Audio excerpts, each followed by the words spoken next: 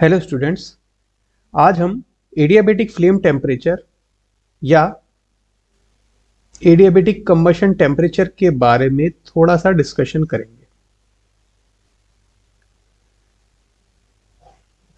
Late us consider there is a combustion chamber. ये एक हमारा कंबशन चैम्बर है।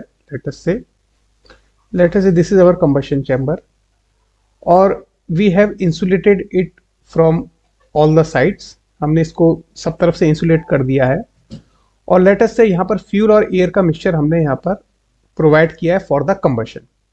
तो यदि हमारे पास में if there are no work interactions and change in kinetic energy and change in potential energy is zero, then in that case this heat, if this heat is not escaped from the system due to insulation के कारण जब हमारे इस system के अंदर में exothermic reaction हो रहा होगा, यदि वो हीट हमारे एनवायरनमेंट में नहीं जाती है तो वो हीट क्या करेगी, हमारे प्रोडक्ट्स को मैक्सिमम टेम्परेचर पे ले जाएगी। तो ये वाला टेम्परेचर आपका कहलाता है एडियाबेटिक फ्लेम टेम्परेचर। तो ये हमारे कंबशन चैम्बर में no heat is lost to the surroundings. अब हम आगे देखें, इसी को हम जरा इसको कैसे लिखना है वो हम थोड़ा देख लेते हैं। The adiabatic flame temperature represents the highest temperature. The adiabatic flame temperature represents the highest temperature attained by the combustion products when no heat is lost to the surroundings during the time of combustion process. So this maximum value of temperature is reached when complete combustion takes place using the theoretical amount of air. जब हम theoretical amount of air को देंगे उस time पे हमारा temperature हमको maximum reach करेगा। आगे हम देखें, जो अभी हमने डिस्कस किया था उसी को हमने यहाँ पर रिटर्न लिखा है। When there is no work interactions and changes in kinetic and potential energies are absent, the chemical energy released in combustion is either lost as heat to the surrounding or utilized internally to increase the temperature of the combustion products. यदि हमारे पास में कोई work interaction नहीं हो रहा है, हमारे पास में चेंजेस इन काइनेटिक एनर्जी और पोटेंशियल एनर्जी नहीं है, तो जो केमिकल एनर्जी हमारी रिलीज हो रही है कंबशन के दौरान, या तो वो एनवायरनमेंट में लॉस्ट होगी या तो वो हमारे जो प्रोडक्ट्स बने हैं कंबशन के उसका टेम्परेचर इंक्रीज करेगी। तो जितना कम हमारा हीट लॉस होगा, lesser the heat loss, it will give the higher temperature rise.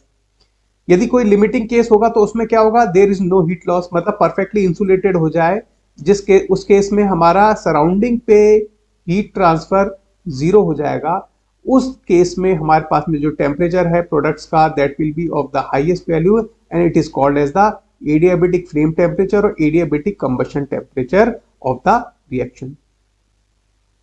अब हम आगे देखें, in combustion chambers the maximum temperature to which a material can be exposed is restricted by metallurgical considerations.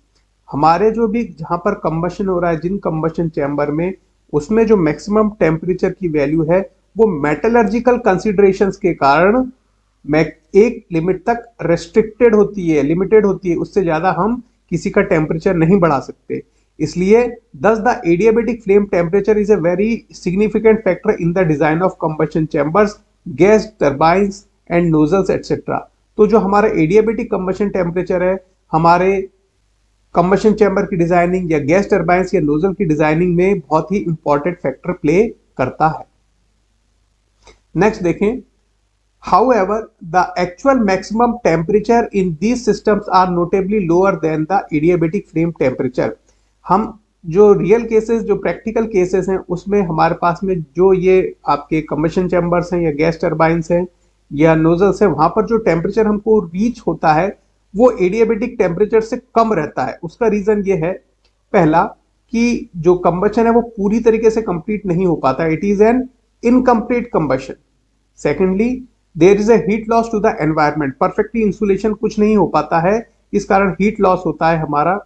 Third, the dissociation of some combustion gases at elevated temperatures. इन तीन कारणों से हमारे पास में जो टेम्परेचर हमको मिलता है कंबशन प्रोडक्ट्स का, वो हमेशा लोअर रहता है एडियाबेटिक फ्लेम टेम्परेचर से। नेक्स्ट देखें, adjusting the amount of excess air which acts as coolant can regulate the maximum temperature within a combustion chamber। यदि जो हम एयर प्रोवाइड कर रहे हैं यदि हम उसको एक्सेस एयर देंगे तो it will act as coolant, वो उसको थोड़ा ठंडा करने के काम आ जाएगा। And this can regulate the maximum temperature within the combustion chamber. तो हमारे कंबशन चैम्बर के अंदर जो टेम्परेचर हमको मिल रहा है that can be regulated by adjusting the amount of excess air. Next, the adiabatic flame temperature of a fuel is not fixed and varies based on, जो adiabatic flame temperature of जो fuel होता है वो fix नहीं होता है और वो चेंज हो जाता है किस आधार पे?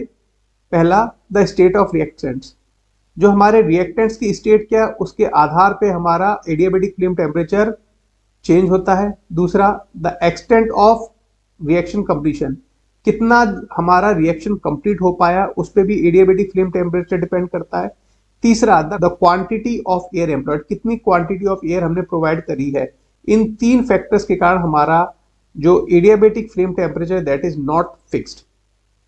Next, when a specific fuel at specific state, कोई एक स्पेसिफिक फ्यूल किसी एक स्पेसिफिक स्टेट पे यदि बर्न होता है, is burned with air at specified state, air की भी कोई एक स्पेसिफाइड स्टेट है, then the adiabatic flame temperature reaches its highest point when complete combustion takes place with the theoretical quantity of air। तो ये हमारे पास में कोई एक स्पेसिफिक फ्यूल है जो कि किसी स्पेसिफिक स्टेट पे बर्न होता है at a specific state of air, तो हमारे को एडियाबेटिक फ्लेम टेम्परेचर मिलता है। कब मिलता है? जब हमारे पास थ्योरेटिकल क्वांटिटी ऑफ एयर होगी। So this was the adiabatic flame temperature और adiabatic combustion temperature. Thank you. Please subscribe the channel, like the video and share it with your friends।